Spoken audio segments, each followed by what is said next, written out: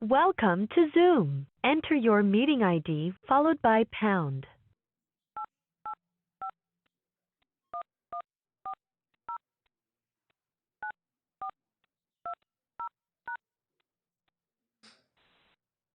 Enter your participant ID followed by pound. Otherwise, just press pound to continue.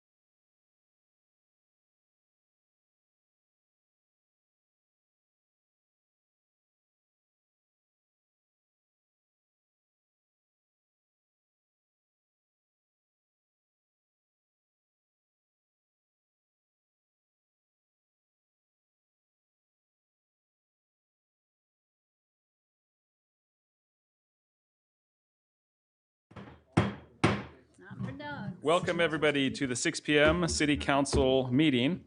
Welcome. We have all council members present, and joining us online we have Council Member Graff. I want to say hello, Council Member Graff. Good evening, everybody. Thank you. And Councilmember Myers is here. He should be joining us shortly as well. We'll begin with a Pledge of Allegiance, and Vice Chair White, if you wouldn't mind leading us in that pledge. Please stand. You are able. I pledge allegiance to the flag of the United States of America and to the republic for which it stands, one nation, under God, indivisible, with liberty and justice for all. Thank you. Thank you. And with that, we'll first have a moment of silence.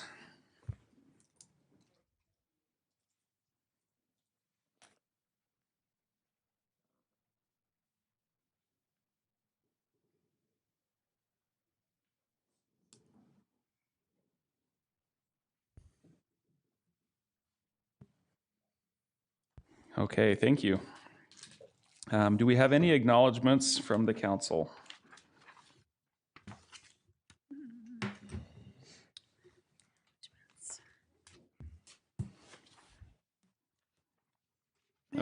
can give one. Okay. It's We can not always really- count on. Yeah, it's not really an Councilmember Schubert. acknowledgement per se, but it is Suicide Awareness Month, and there's a lot of resources out there in social media, or other sites, this month to really help the community consider, learning more about this issue in our community. It's definitely impacts a lot of us, and there's a lot of resources.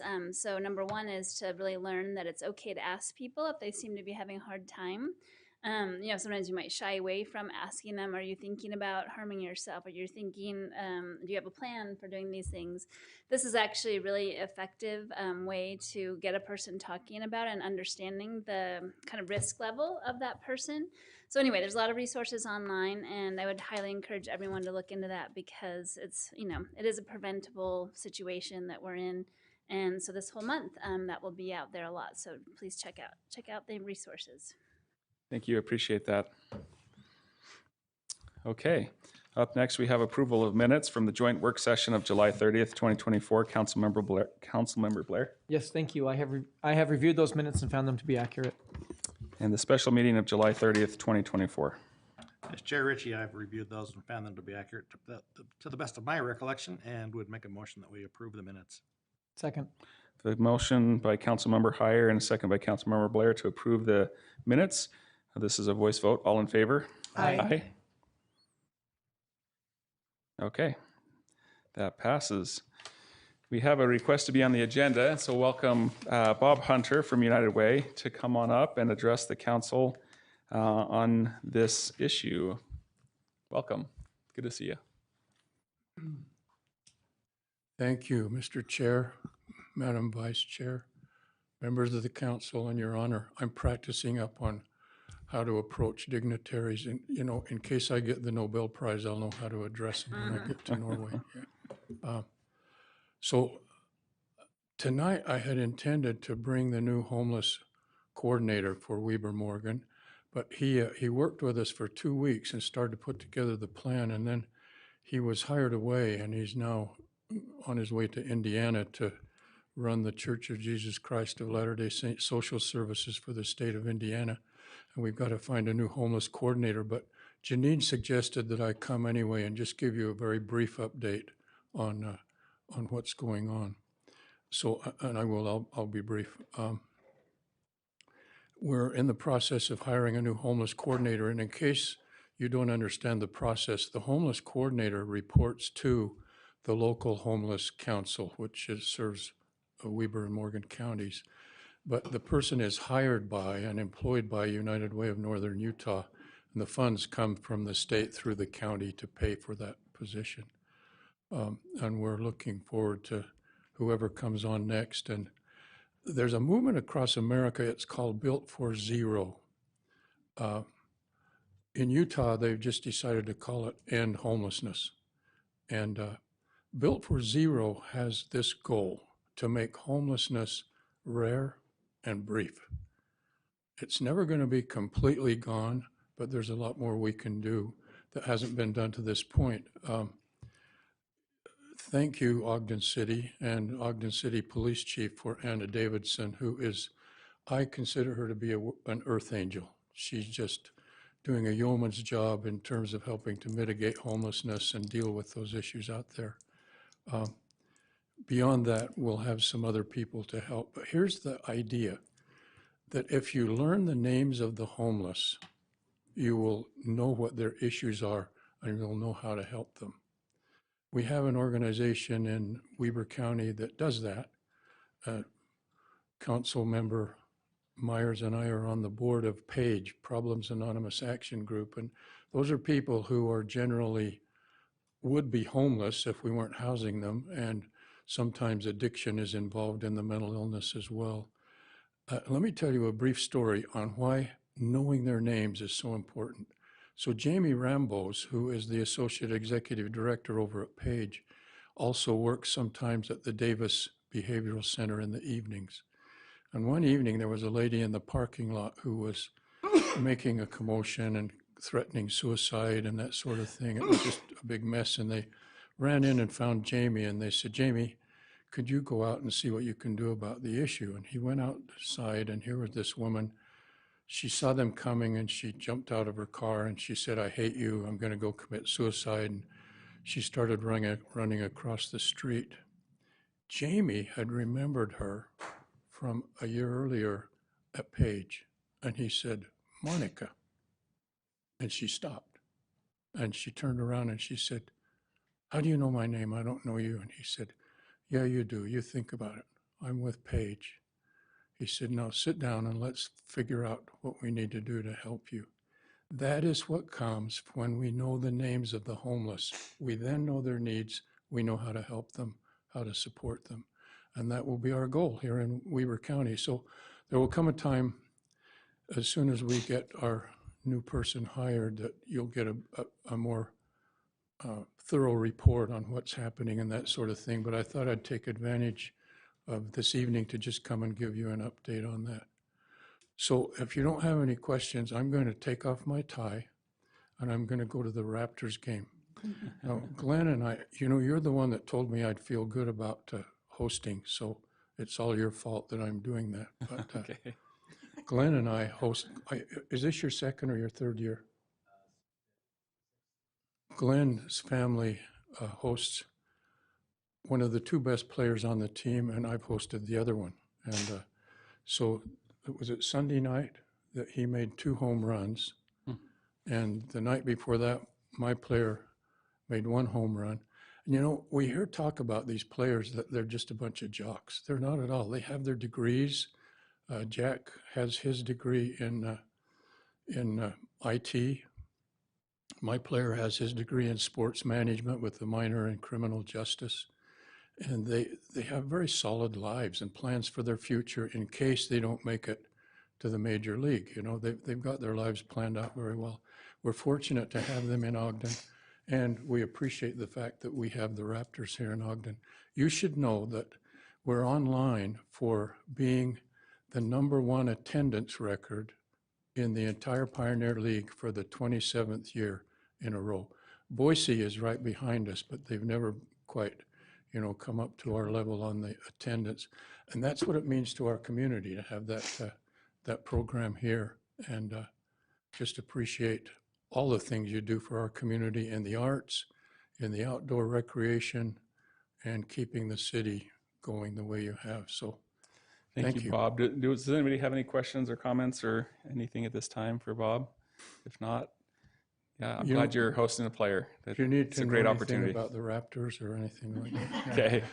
They were the champions in They were 2023. champions last year, They yeah. won't be in the playoffs this year, but there's always a year The you ups can and make downs. a comeback. Thank you all. Thank you very much. All right.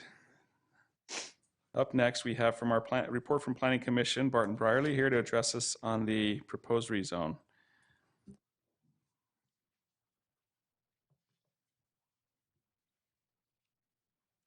Good evening, Chair Ritchie and City Councilors. So this is a request from the property owner for a zone change from AC, which is airport commercial, to Flex, which is a flexible industrial, kind of a mix between a commercial and an industrial zone.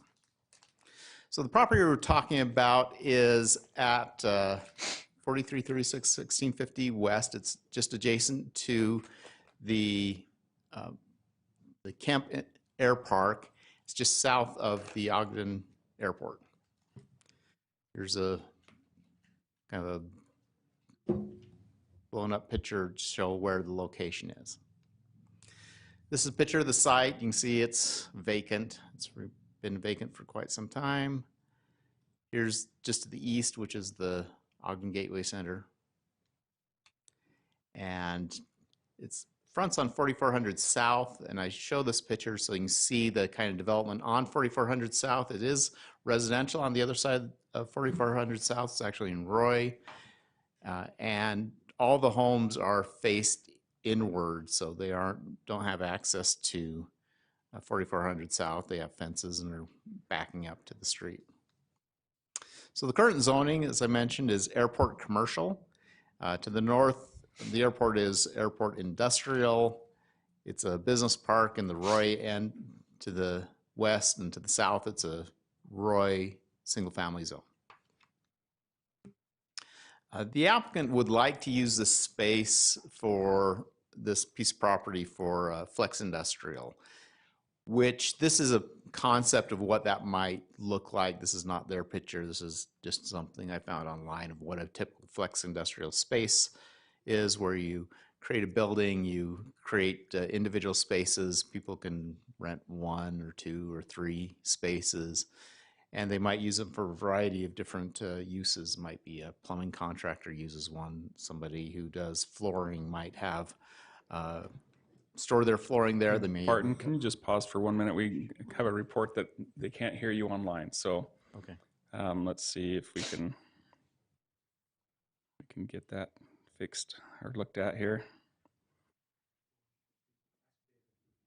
Dave, if you can hear, go ahead. I think we're all connected, right? These microphones. So if you can hear me, Dave, maybe raise your hand or. Yeah, I hear you all. It's back. It's back. Okay. Okay. All right. Can you hear Thank me? you.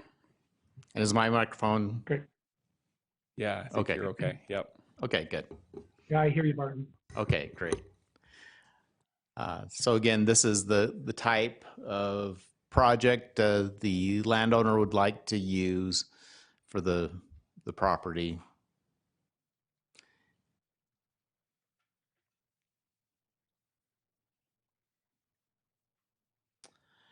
And when the property owner came in, they've actually tried to use it for airport commercial uses. I think it's safe to say if they had somebody online that wanted to use it for one of the uses that's allowed in airport commercial, they would have used it already. So the airport commercial allows a variety of uses, but they're really focused on connections to the airport. So you can do a restaurant aircraft repair, but you can't do other sort of vehicle repair.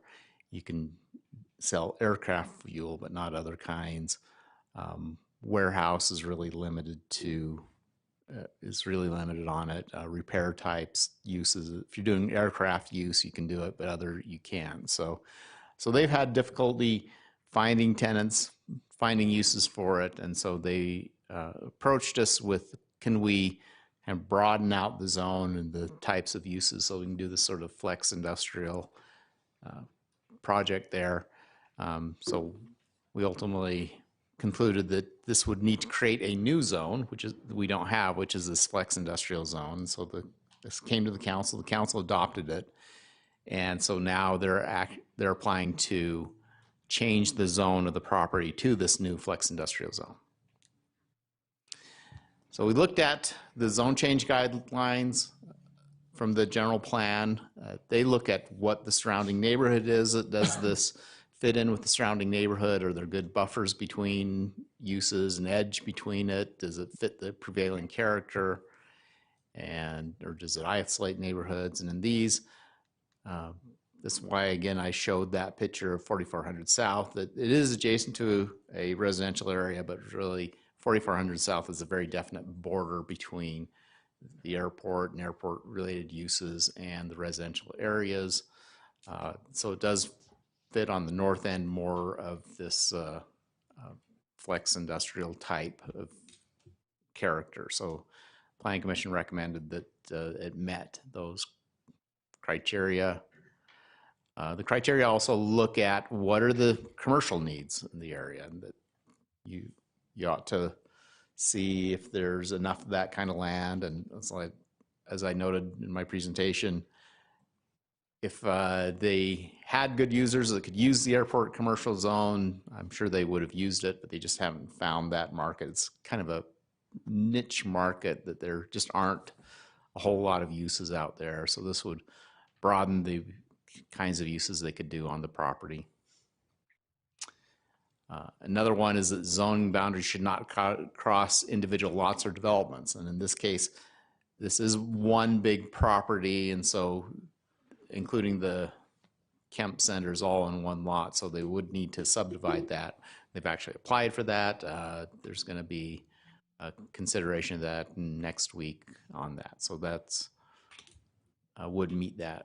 So the Planning Commission recommends that this meets the zone change criteria of the general plan, and they recommend approval. Thank you. Any questions for Barton at this point? Any?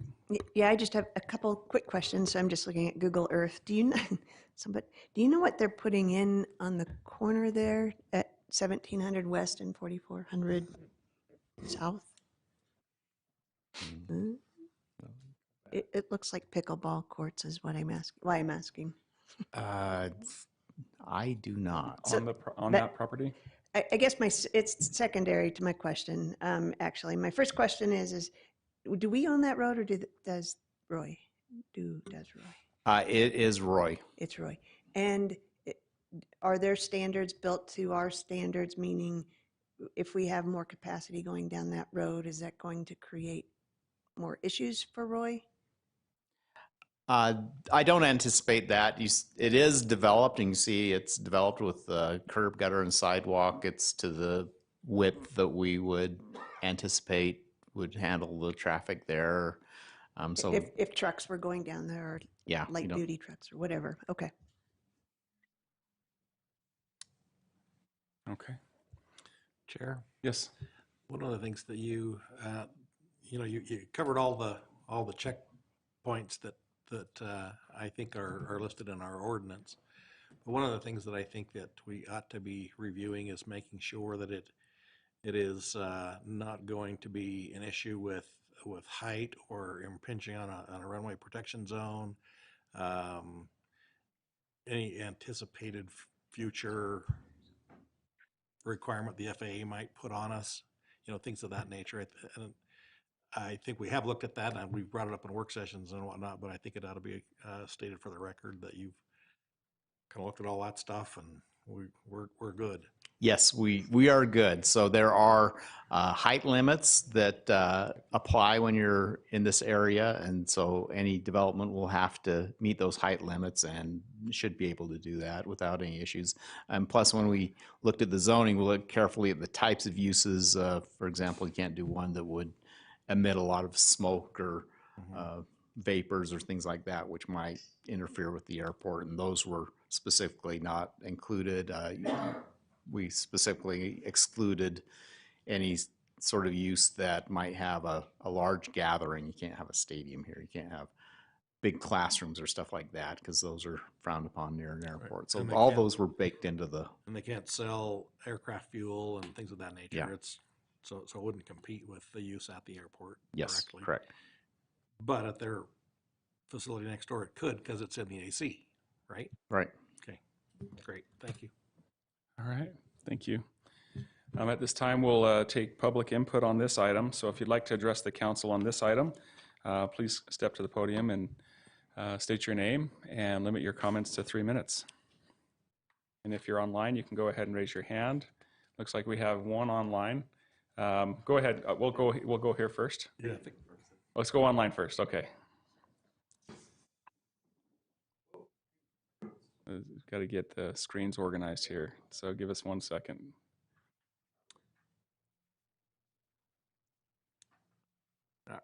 He's the petitioner, right? You're.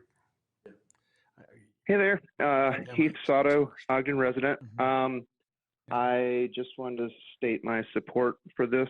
That kind of space can be very tricky for small businesses to find. I know I've done it myself quite a while ago, but that sort of space is very valuable for small businesses, and I support it. That's it. Thank you, Heath. Welcome. My name's Jake Jackson. I am with the petitioning group, the Kemps. I think to further answer your question, Councilman Heyer, so when we do a development next to an airport, we have to submit for FAA approval prior to, FAA rules the skies, right? And so we have to submit for both the building and the crane, because the cranes, if it's a tilt-up building or depending on the type of construction. And so just to put you at ease, we do have to submit for FAA approval, crane and building before, usually in jurisdictions before building permit, but also I think we do it as a landlord to make them not tear our building down after we build it. And that's the goal. So anyways, just to answer your question, but I appreciate everybody listening to this. I know it's been a long time running. So if there's any questions, I'm happy to answer, but thank you so much. Thank you. Yeah, hold tight, and we'll. Yeah, if there's anyone else that wants to address the council on this issue, we'll go to you. And I apologize, should have had you as the petitioner take some time. But let's see if there are any other comments first, and then we'll invite you back up.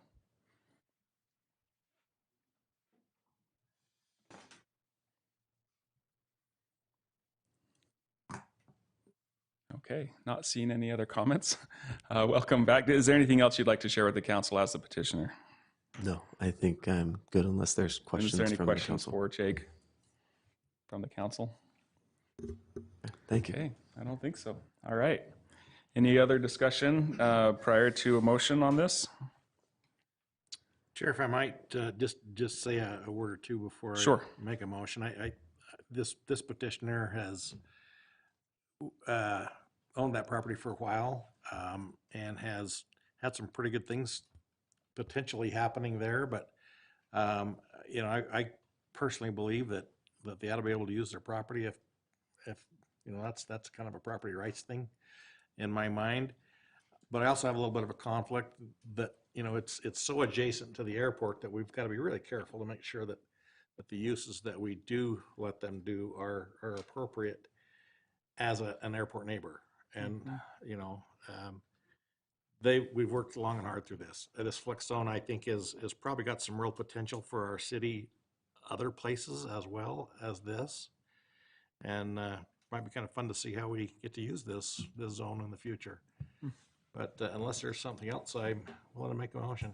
Councilmember Chaburka, did you have a comment? Oh, I was just going to ditto what he said. Yeah, so go ahead and make the motion. All right. So, Chair, I would make a motion then that we adopt ordinance 2024-26. Second. Oh, All right, we have a motion by Councilmember Heyer and a second by Councilmember Myers to adopt proposed ordinance 2024-26, and this is a roll call vote. Councilmember Blair. Aye. Councilmember Chaburka. aye. Councilmember Graff. Aye. Councilmember Heyer. Aye. Councilmember Myers. Aye. Vice Chair White. Aye. Chair Ritchie. Aye, and that passes. All right, thank you very much. And I know this has been a long time coming, a lot of work going into this on both sides, so appreciate everyone's work and diligence to get this through. So Congratulations. thank you. Okay. Up next, we have some new business. This is proposed amendments to the council rules and norms. We'd invite Steve Burton, our senior policy analyst, up to address the council on this item. Good evening, Council. It's good to be with you.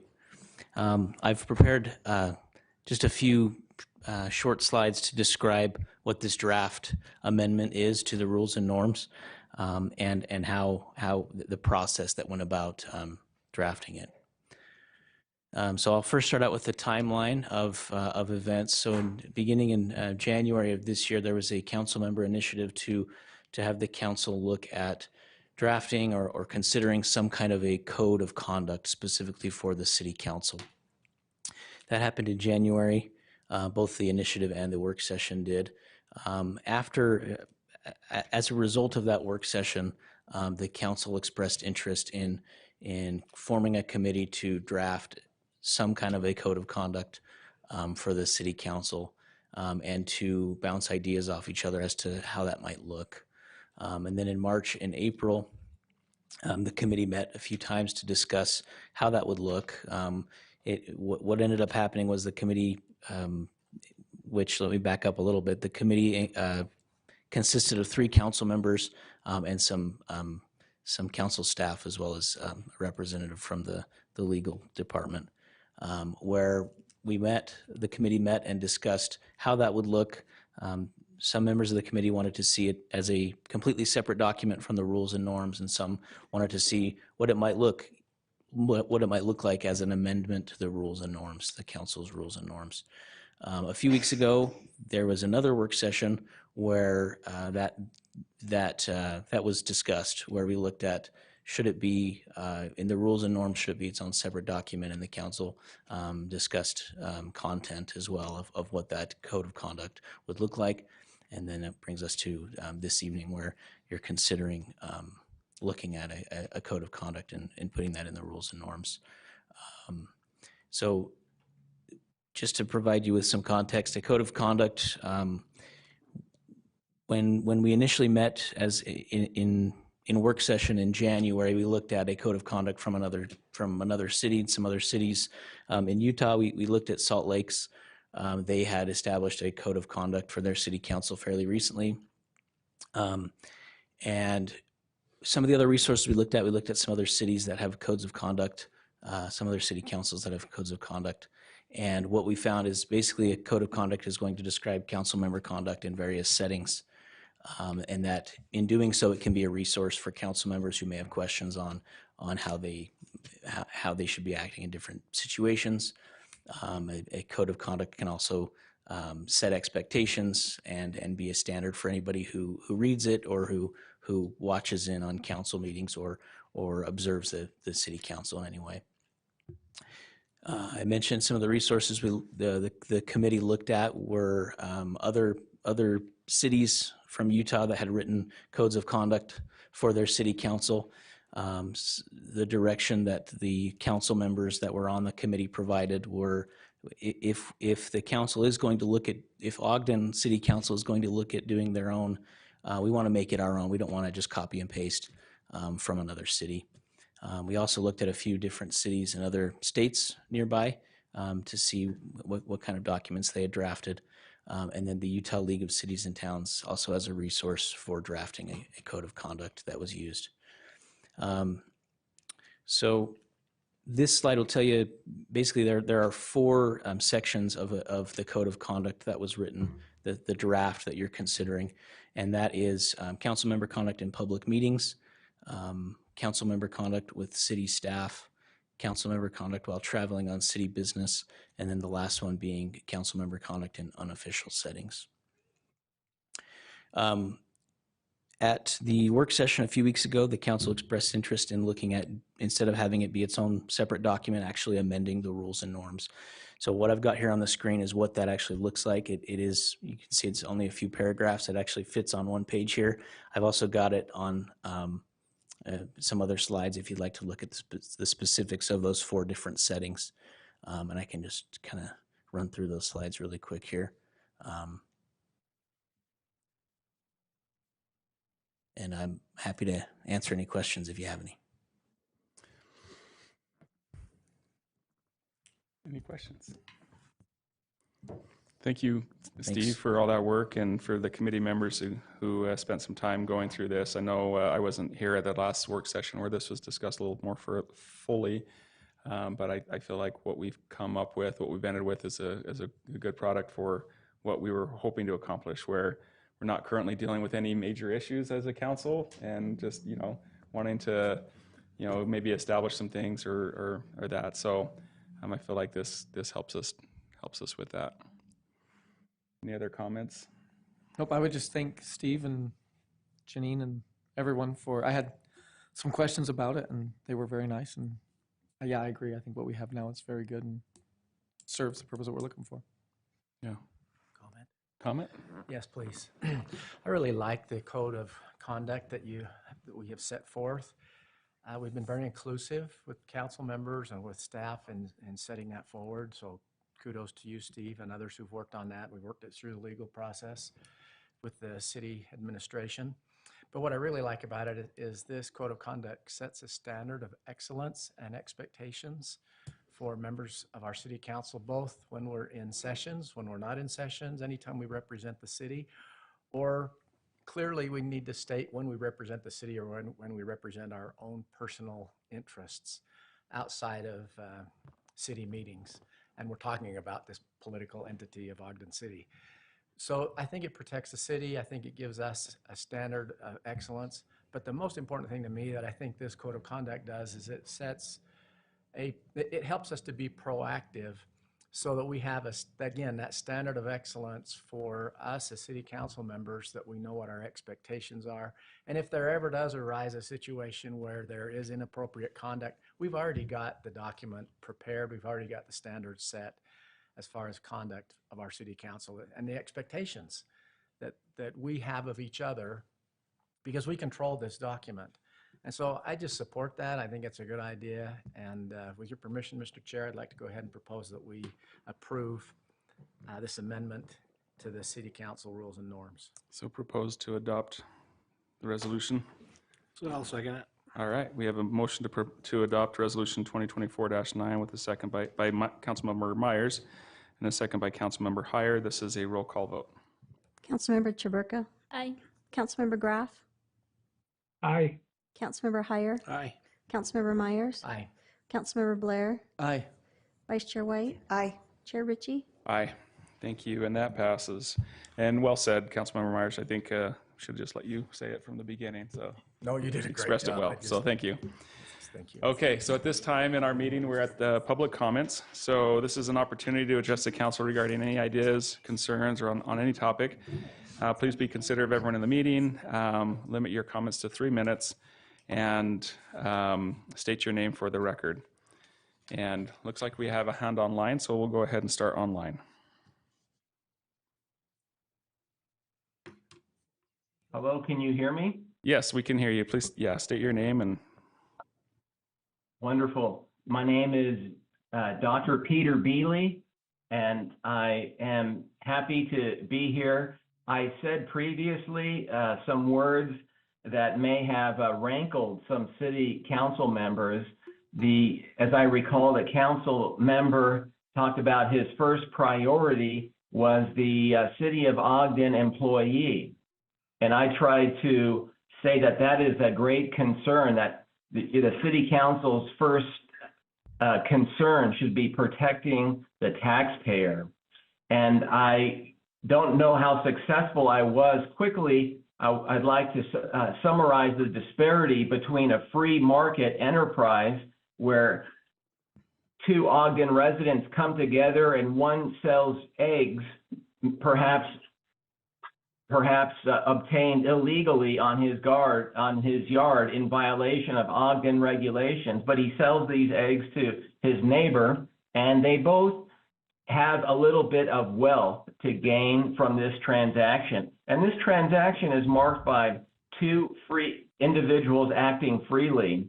In contrast, when the City of Ogden writes a letter to a homeowner saying that there is a $500 fine a day if you do not do such and such, this threat is backed up with the guns of the City of Ogden and the judicial system of the City of Ogden. It's no longer a free enterprise system. And consequently, the wealth is not created by the government. Wealth is created by the private sector. And so I'm still very offended at the, I don't forget even the name of the council member who made this remark. What I'm saying is pretty basic. You can look at Milton Friedman and Art Laffer, Nobel laureate, and others who affirm this. And consequently, I believe the City of Ogden should be out of the business of having a golf course and really many other things. I think the regulations need to be toned down big time to begin to promote free enterprise and between two citizens instead of this heavy-handed my way or my gun. Thank you very much. I'm the City of Ogden. And I invite any of you to have lunch with me and to discuss the free book available at Mises.org called Our Enemy, the State. Thank you, Dr. Bealey. Thank you. We also have another hand online.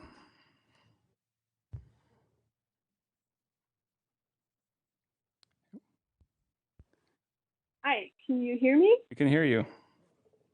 Okay, awesome. Good evening, council members. My name is Tianu Tonga, and I'm an ordinary citizen of Ogden.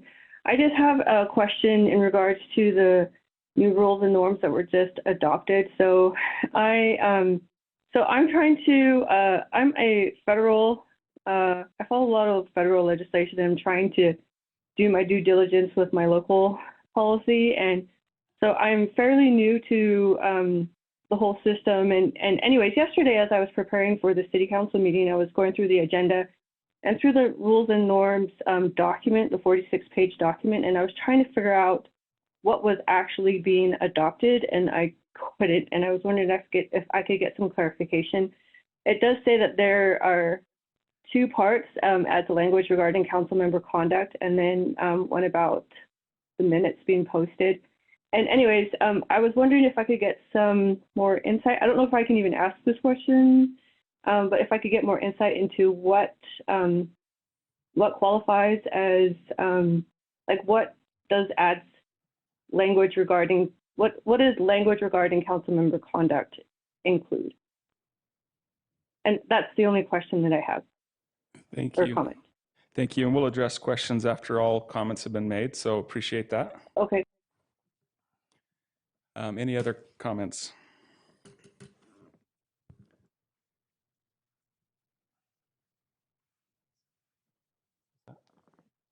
Oh, we have another hand online. Heath.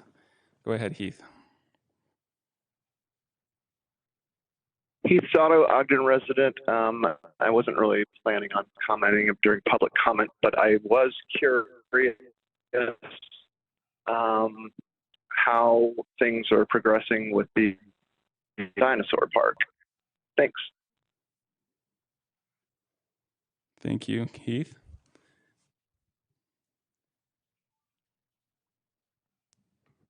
Okay, and we have Peter, you've got your hand raised again. I don't know if that's a separate member in your household that is wanting to talk, or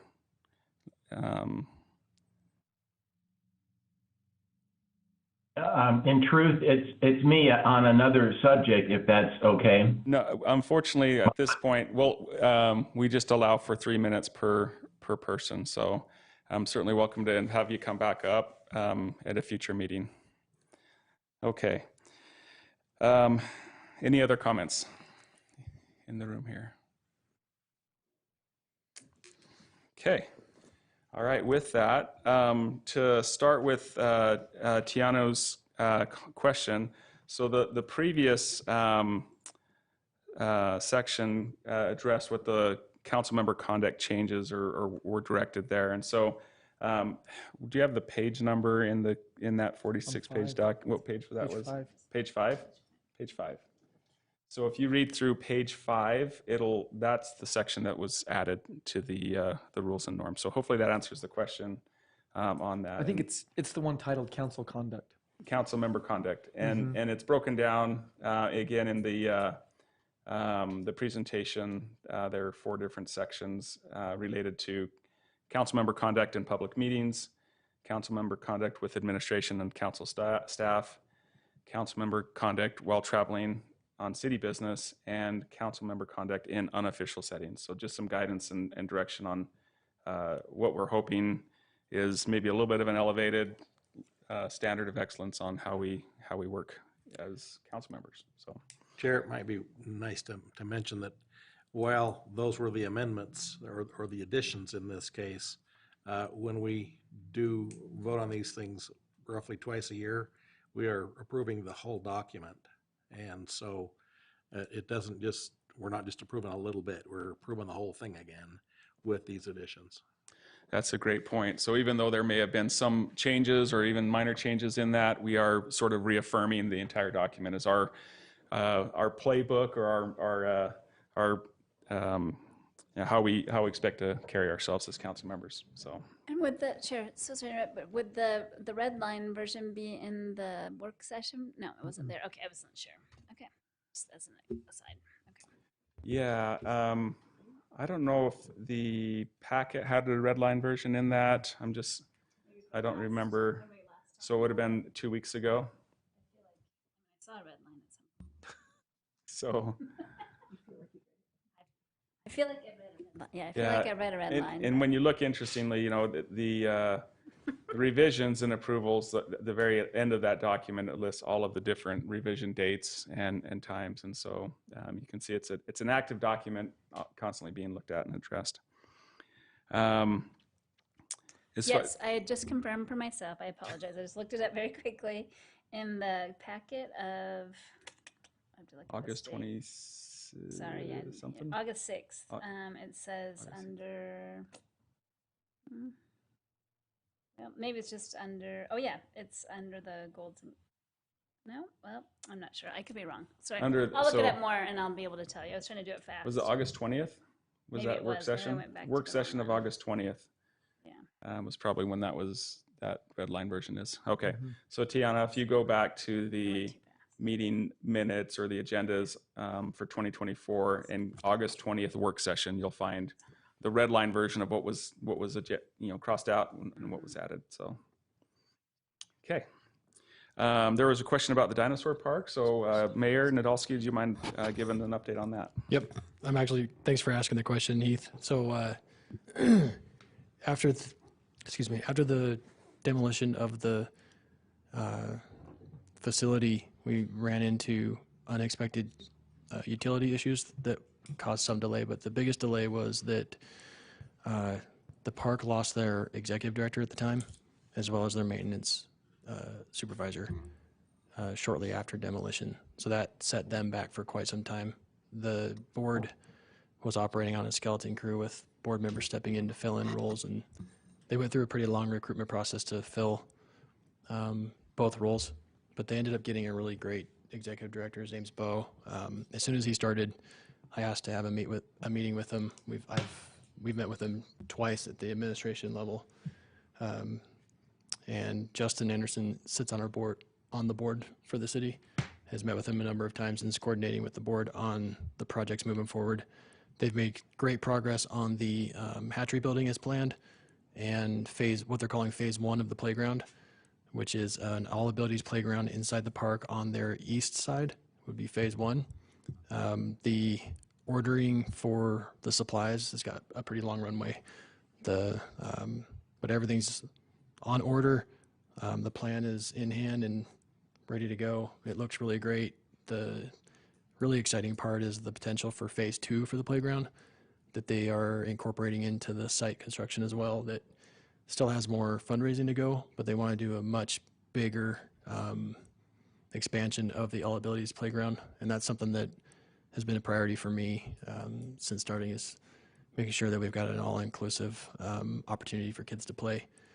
Since we ran into so many issues with park vandalism throughout the summer, which continues, we had another vandalism report this morning that wasn't great. We're just having a really hard time protecting our assets in the parks without on-site supervision. And so that's when, during the summer, as the vandalism continued to ramp up, we were already looking for opportunities for an all abilities playground, potentially at Lesser Park. But given the investment that would require and the potential for vandalism, I started to get really nervous about that. So knowing what the Dinosaur Park was contemplating, I thought I saw a really good opportunity for synergy and for us to maybe leverage some investments with some private donations and fundraising that they've been doing for an all abilities playground. So long story short, we had considerable delays due to staffing issues or changeovers that were unanticipated. They got right back on track as soon as they started. I think I met with Bo. If it wasn't his first day, it was definitely his first week to make sure that it picked up where they left off. Phase 1 for the playground is in play. The hatchery building, as contemplated all along, is on its way, and utilities are being prepared and repaired as a result of the what we found during demo. And I'm really excited about the potential for a phase 2 for an all abilities playground, to see what that could entail. Plans for that are still underway, but they'll also probably include some portions of the site where demo occurred. So that's the update for now. Am I missing anything or forget anything? Okay, I'm getting the thumbs up from Justin too. He's intimately involved more than I am. So, is there just maybe is there an opportunity for the council to see some of the plans that are that are being anticipated? Sure. Forward? Yep, absolutely. Maybe I don't know if we look at maybe a work session or even just sharing those out. I think that they are on. Are they on the radar for a report? It would be great too to meet the new executive director as well. Yeah, was are they really on our outstanding. schedule for a report? I think we had them earlier in the year. Okay. So Justin's got an update he can share. So Justin, do you mind just coming and sharing some additional there? Not at all. Thank you, Justin, with Public Services. I do represent the city on the Dinosaur Park Board. They have been asked and are preparing to be able to come back and to present to the city council again, like the mayor brought up. They lost their director and some others. I do know that they will be coming in this fall. They were actually really excited to be able to come in and have you meet Bo and to see the things which they are doing. I do believe that permits for the one hatchery building, or the building they're calling the hatchery building, should have been paid and pulled today. So that will be going forward. I know also that they are having an issue with the transformer that was formerly on that site. So they're going to need to look to get that replaced as well. So okay, wonderful. We'll work together and see about getting them scheduled back in for Or we a should work take session. a field trip. Or we could do a field trip. Yeah, that'd be kind of cool. That would be fun. Yeah. All right, we'll talk about not much that to in see our now, but there leadership will be later this week. What's that? Not much to see right now, but Not much to see right now. we're trying to yeah. change that Yeah. quickly. But okay, comments from Mayor. Any additional comments that you have? probably more than I'm remembering on the top of my mind. But I did want to mention that you probably saw the announcement that we've announced our new airport director, Brian Condi. Brian's set to start on September 23rd. He comes to us from Rifle, Colorado, where he's managed an outstanding facility there.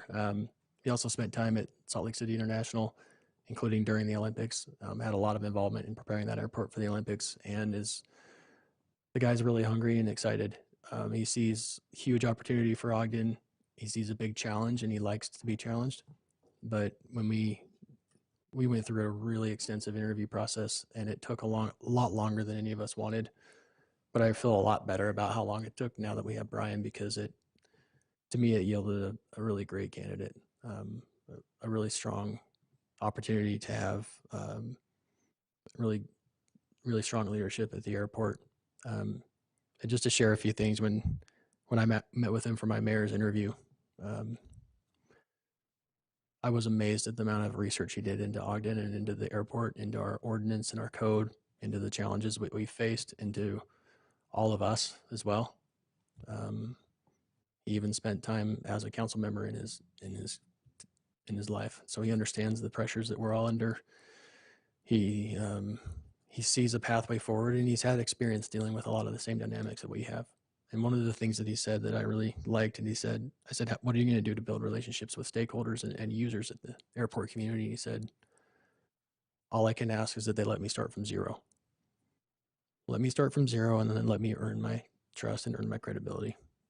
And I really appreciate that. And he's got a long background of having dealt with the same dynamic and getting through it by building trust and building relationships. And I'm really excited to introduce him to Ogden. And he starts on the 23rd. Jared Johnson's out of town that day, but returns shortly after. And so we're going to hold an open house for him on the 26th.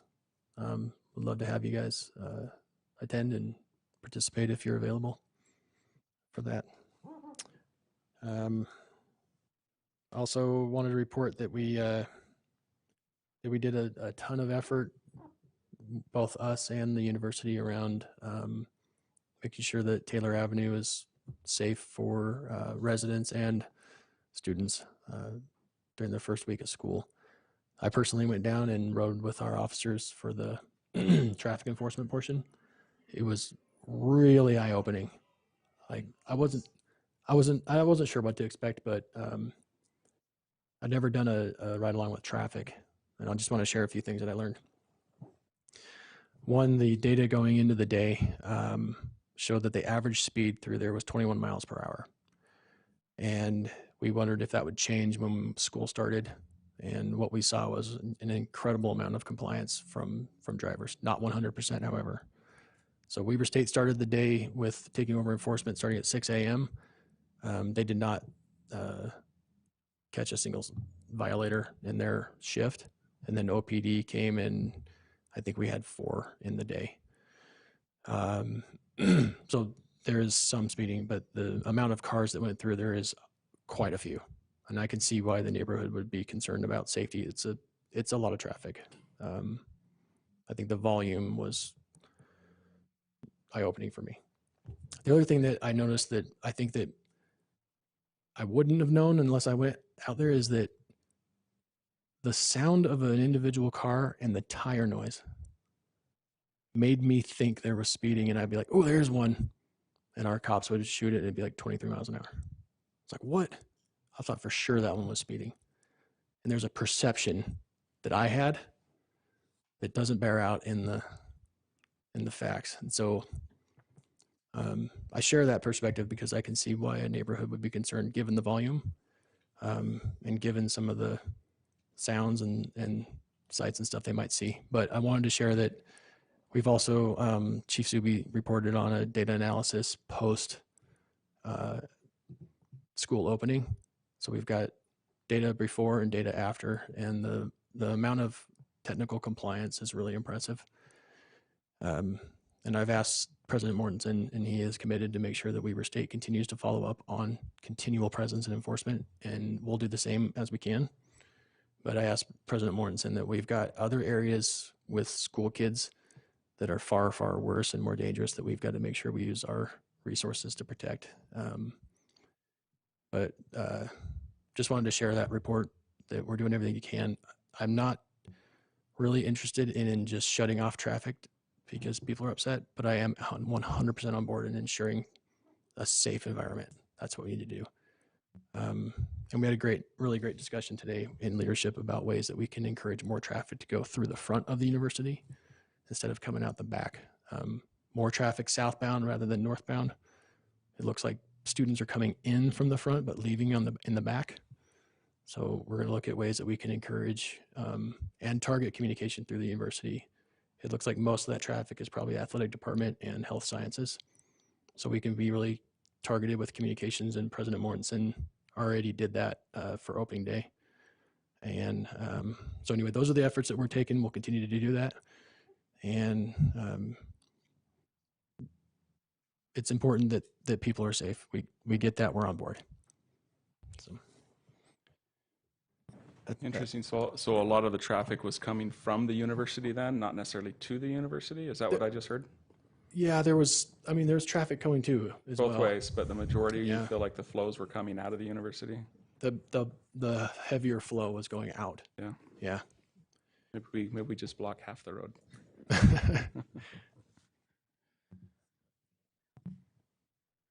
Yeah. Oh, yeah. To give you some context, 8,000 vehicles for an entire week went through that stretch, including both north and south. More than half of them were headed south instead of north. Asking for context from the traffic guys, I was like, that sounds like a ton. And they're like, it's heavy, but it's to be expected given the use. But I do think that the volume has got to be pretty alarming for the neighborhood. I think that's probably contributing to the perception of safety issues. What were the numbers prior to school starting? If it was 8,000 that week, do we know what the numbers were prior to the school starting? Way less. Like half? Less than half, I think it was. Probably less than half. Yeah. Okay. Yeah. School is the School's the driving factor. Yeah. Yeah. Okay. Appreciate that update. Yep. I've been kind of wondering how that went. And we looked back in all of I think it was like since like the last 10 years, I think it was that he reported, and there hasn't been a single accident or injury on Taylor Avenue specifically. There had been a few on Country Hills Drive, but none on Taylor Avenue, which was also reassuring, thankfully. But it only takes one, of course. It's not a statistical game when it comes to somebody getting hurt, but in terms of allocating resources, there's far greater need throughout many, many places in the city. Okay, thanks. I appreciate that report. I just have to say I was almost hit on 25th Street again. I spent a lot of time walking my dogs in my neighborhood, and honestly, I don't know why people are in such a hurry. You know, it's terrifying. You're in the crosswalk, literally, and people will go right in front of you or right behind you or try to go around cars. I mean, yeah, it's really bad. And, you know, those reports of a pedestrian being killed, you know, you're just, Mhm. it's terrifying. So I can understand why people get concerned, because in other areas of the city, yeah, people are not paying attention to people being on crosswalks. And Yeah, especially with the states reporting after their deadliest 100 days Yeah. campaign, and we had a spike all around the state. Whatever it is that's leading to this, we're certainly seeing the and outcome people too. are so aggravated if you're just trying to walk on, you know, they get like, they're in such a big hurry. You're like, Yeah. hey, pedestrians have the right of way. And I'm like, also, hit me. See how that will go for you. Yeah. You know, that'd be a really good news story. Well, let's not. We do like Oh, no, you, so let's to not do council that. member. We like you. Let's not Try do it. that. Yeah, try it. That'll be really good. Awesome. Anything else, Mayor? Thank you. Any comments from council members?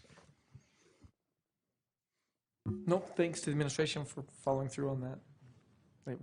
That's good. That's good to know and good information, so thank you. And I just want to say thank you for the work that was done with the Da Vinci schools and the construction project going along there. And it seems like there was quite a bit of coordination to make sure that was made safe for the students. So thank you for that. That was a collective effort from the team. I mean, even our chief of police was involved, so thanks for recognizing that. That's awesome. Okay. Motion to adjourn? Okay. Second. We have a motion by Councilmember Heyer, second by Vice Chair White to adjourn. This is a voice vote. All in favor? Aye. Aye. Aye. Thanks, everybody. Good night. Thank you, Dave. The trails aren't safe.